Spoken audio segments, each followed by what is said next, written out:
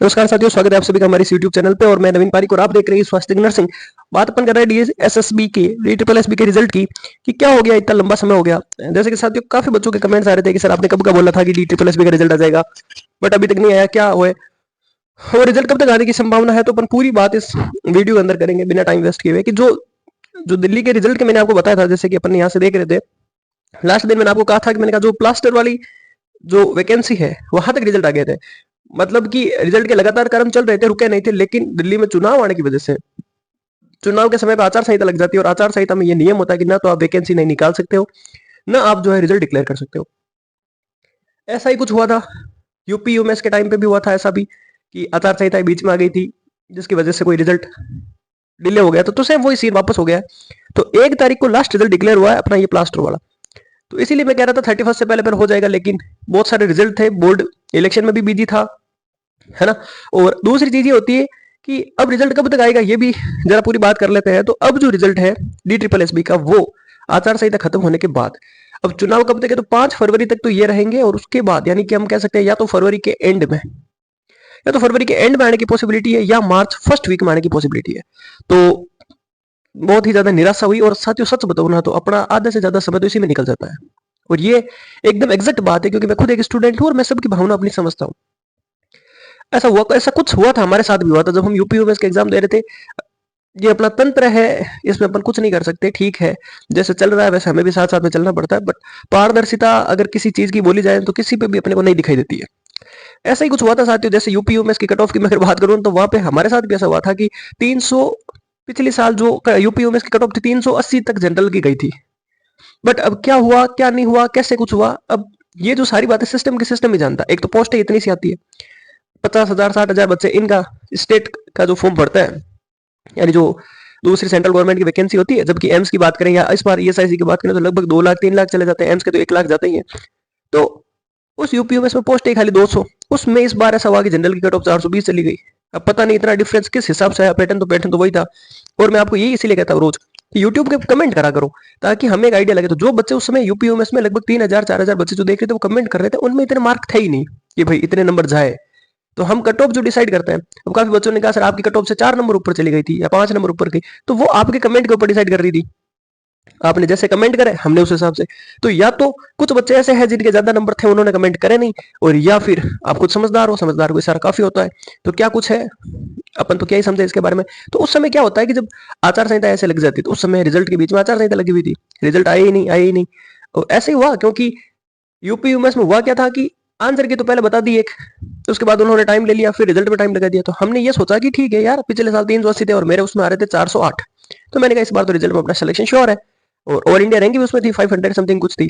तो वो तो बाद में पता चला यार 500 समथिंग है, पहले मुझे लगा 408 है और 380 पे तो पिछली बार गई है। तो इतने रिजल्ट में वेट करते हैं ना तो अपन उसमें पढ़ाई को बीच में थोड़ा सा, हालांकि सही बात है पढ़ाई कंटिन्यू रखनी चाहिए जब तक ज्वाइनिंग ना मिले, बट ये होता है ना मन है कि मन कहता है ठीक है चलो भाई हो गया, थोड़ी सी पढ़ाई को स्लो कर देते हैं।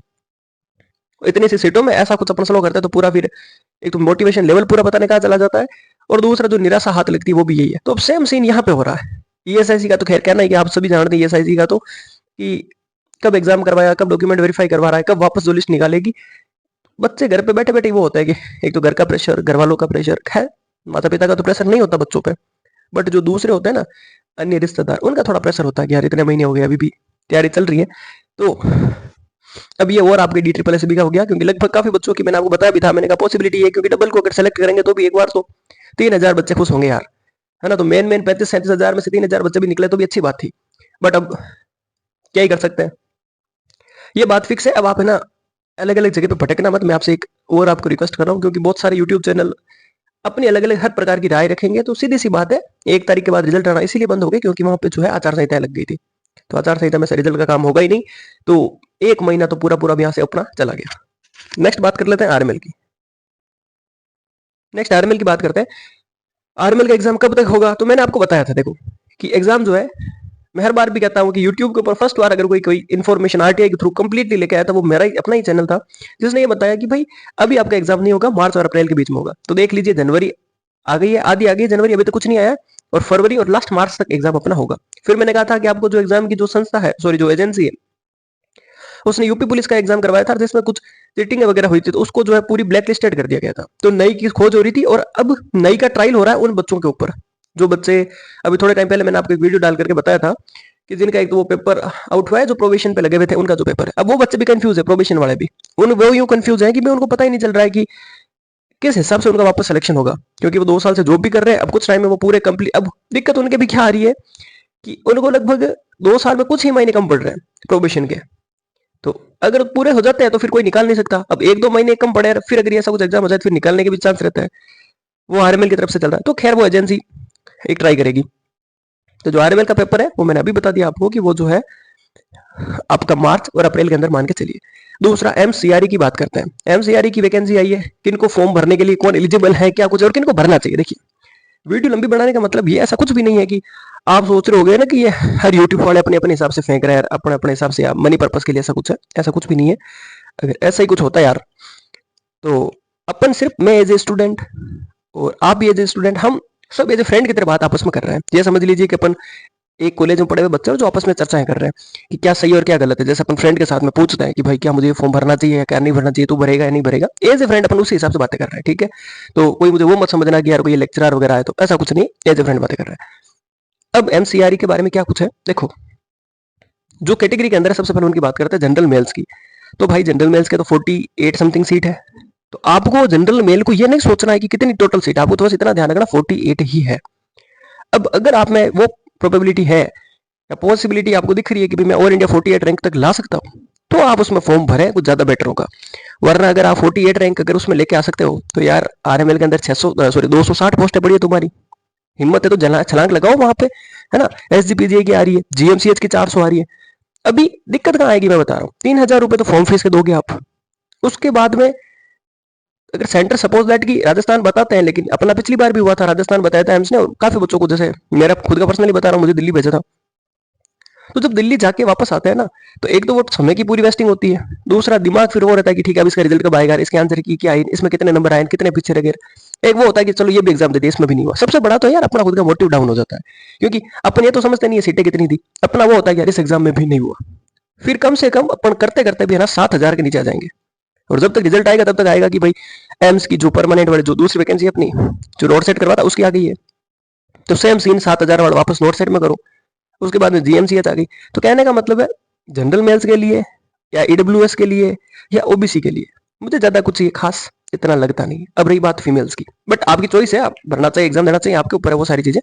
मैं मेरी पर्सनली बता रहा हूँ, है ना। अपने कमेंट के अंदर आप जरूर एक बार बताना कि जो बातें बोल रहा हूँ वो क्या सही है या नहीं है। रही बात फीमेल्स के लिए, अच्छा जिनकी फीस रिफंडेबल है वो आराम से उसको भर सकते हैं, क्योंकि सबसे बड़ा यार 3,000 फॉर्म फीस का होता है ना। और दूसरी चीज, जो आप सभी जो बच्चे हैं, मैं नहीं कहता कि किसी के भी पैसे की कमी है, बट ये होता है यार इस एज के अंदर जब आप बार बार इतने फॉर्म के पैसे मांगते हो यार, 3,000 अभी दो, 3,000 अभी दो, तो एज ए स्टूडेंट लाइफ में बहुत डिफिकल्ट होता है। चाहे आपके परिवार वाले कितने सामर्थ्य वाले होंगे, जैसे मेरे खुद के पर्सनली बता रहा हूँ, पिताजी जो है टीचर है, गवर्नमेंट टीचर है, तो अब ऐसा नहीं है कि कुछ, पर मुझे लगता है कि यार बार बार क्या 3-3 हजार, और वो भी मुझे पता 48 सीट है, फिर वो आस लगाएंगे घर वाले पूरे कि यार 48 सीट है, सिलेक्शन हुआ क्या हुआ क्या।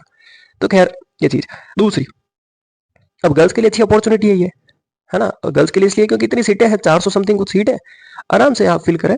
और अब इसका पैटर्न भी थोड़ा सा चेंज है, तो पैटर्न के हिसाब से यानी इजी क्वेश्चन आएंगे तो उसकी आप तैयारी करें। तो गर्ल्स के लिए अच्छी अपॉर्चुनिटी है, बॉयज तो खैर नर्सिंग में क्या ही बताऊं, ठीक है। तो ये बात होगी अपनी एमसीआरई की। तो जैसे आपको अच्छा लगे वैसे फॉर्म भरना हो। जो नए फ्रेशर बच्चे हैं वो तो क्या जोश जोश में भी फॉर्म भरेंगे, जो लेकिन जिनको अभी 1 साल हो गया, 1.5 साल हो गया, वो भैया थोड़ा सा आप ध्यान रखें, है ना, क्योंकि आगे और वैकेंसी आएगी, आपको बार बार जाना पड़ेगा इधर से उधर, तो वो थोड़ा सा है। क्योंकि अभी देखो आरआरबी भी क्या पता सेंटर यहाँ पे दे, या फिर आरआरबी हो सकता है कि, जहां तक मुझे सुनने में आ रहा है कि आरआरबी सेंटर अपने जोन के हिसाब से देगी इस बार, ऐसा मुझे सुनने में आया। भाई अभी कंफर्म मैं कुछ नहीं कह सकता। तो अगर वैसा है तो अगर आप जिस जोन में भरा है ना, आपको वहां पे जाना, फिर वहां पे होटल लेना, वहां पे खाना खाना, वहां पे रहना, फिर गए हो तो कुछ घूम के भी आओगे थोड़ा बहुत। तो एक बार तो बाहर जाता है ना, तो लगभग 7-8 हजार के नीचे आ जाता है। फिर आरएमएल के लिए अगर मान लो लखनऊ सेंटर हुआ तो फिर लखनऊ जाओ, यूपी सीएचओ के लिए अगर बाहर बुलाए तो फिर बाहर जाओ। तो कुल मिला के मुझे नहीं लगता बिना फालतू पैसे की वैसे चुनाव पे करनी चाहिए। यूपीसीएचओ का कब होगा उसका बता देता है। क्या उनके लिए ऐसा कुछ भी उनके लिए नहीं है कि भाई अगर उल्लेख इलेक्शन चल रहा है तो उधर की कुछ वैकेंसी नहीं आएगी। खाली दिल्ली दिल्ली में इलेक्शन है, ये ध्यान रखना, किसी बच्चे को अगर नहीं पता तो खाली दिल्ली दिल्ली में इलेक्शन है, तो उसमें ही आचार संहिता लगी, बाकी सारे आएंगे। तो यूपीसीएचओ का भी आएगा, अब यूपीसीएचओ का कब आएगा बता देता हूँ, फरवरी के अंदर हो सकता है एग्जाम की पॉसिबिलिटी बन जाए। तो फरवरी के अंदर जो यूपीसीएचओ की, मार्च के अंदर आरआरबी आ जाएगी, उधर मार्च में फिर आरएमएल आ जाएगी, इधर से जीएमसीएच की कुछ 400 समथिंग पोस्ट सुनने में आ रही है, तो वो जीएमसीएच की 400 समथिंग आ जाएगी, एसजीपीजे की 1400 समथिंग आएगी। तो खैर अब आपकी तैयारी उसी लेवल की करना। और कुछ जो बच्चे जिनको ये है कि भाई स्टडी किस प्रकार से करनी है या फिर मुझे किस लेवल की पढ़ाई करनी है, तो अब एक बार मैं आपको सबको एक अलग से सेपरेट वीडियो के माध्यम से बता दूंगा कि भाई इस हिसाब से आप अपनी तैयारी को बूस्ट करें। अगर आपको अधिक इन्फॉर्मेशन चाहिए तो नीचे टेलीग्राम का फर्स्ट कमेंट के अंदर ग्रुप है, वहां पे आप ज्वाइन कर लीजिए, पर्सनली मुझे वहां से मैसेज कर दीजिए, अपन बात कर लेंगे, है ना। तो और भी कोई इन्फॉर्मेशन चाहिए आप मुझे कमेंट कर देना। और सबसे बड़ी बात मैं आपको बता देता हूँ एक छोटे से वर्ड्स में, जिन बच्चों को ऐसा लगता है ना भाई ये कुछ ज्यादा वीडियो लंबी हो रही है, तो वो जिनको अगर सुनना है तो ठीक है आप सुनिए, वरना इन्फॉर्मेशन की बात वहां तक ही थी। अब दूसरी बात बता देता हूँ कि उन बच्चों के लिए, अगर आप सपोज दैट आपने एम्स का एग्जाम दिया, आपको पता चल गया कि एम्स में मेरे 60% आ रहे हैं, 70% आ रहे हैं, तो आप ये समझ लो कि आपको इतना आइडिया लग जाना चाहिए कि आप कैपेबल तो हो, है ना। तो पढ़ाई को करो, लेकिन अब आप उनके चक्करों में मत फंसो कि मुझे तो डिटेल वाला एमसीक्यू करने हैं, या फिर मुझे तो प्रायोरिटी बेस वाली चीजें सीखनी है, मुझे तो प्रायोरिटी बेस वाली करनी है, या मैं इस टेस्ट सीरीज के ही भरोसे बैठा हूँ। सबसे बुरा काम मुझे वो लगता है जब बच्चे टेस्ट सीरीज के चक्कर में बैठ जाते हैं।